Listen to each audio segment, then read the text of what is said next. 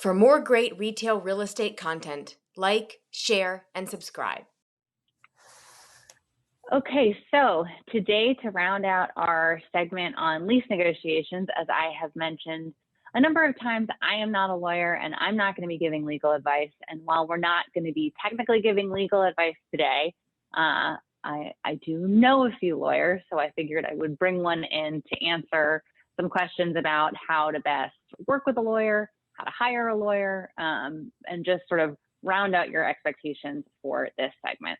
So the lawyer who we've got today is also my mom, Nancy Davids, who has been so kind to do this. So Mom, do you want to introduce yourself?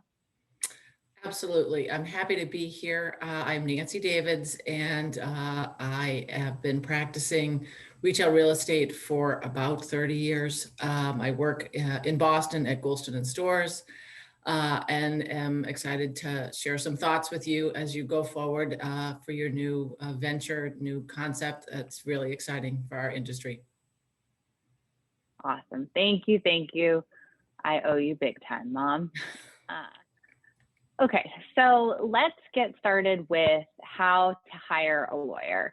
And as you probably know, many of my viewers are first-time retailers. They have likely not hired a lawyer to negotiate a lease before, but maybe haven't hired one at all.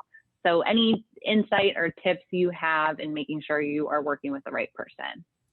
Sure. So I think probably first and foremost is to realize when you're negotiating a lease, it's a little different kind of contract. It is a contract that relates to real estate. And when you're negotiating a lease for space in a shopping center or space that will be used for retail, that is even more specialized than just a lease. And so I think kind of first and foremost, you actually should hire someone that has some experience in the retail space. You might be able to find someone through Abby or your broker or other retail consultant, but the retail industry is very specific. There are concepts in this lease that won't be familiar to someone that's not familiar with retail. There might be percentage rent, there might be operating covenants, there might be kickouts, there might be exclusives.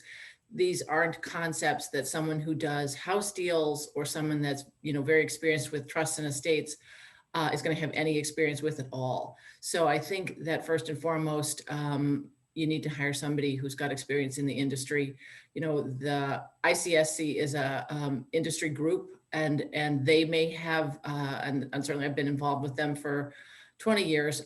They certainly will have some lawyers that may be good resources, but I think kind of first and foremost in this, as you start something new, you want someone on your team, someone on your legal team that's going to have the industry experience that you need, because you're new to the industry and you may very well be expert in what you do in terms of what you sell, the product or the service, but you won't be expert in what the lease document is. So you do want to have someone that you feel has that experience.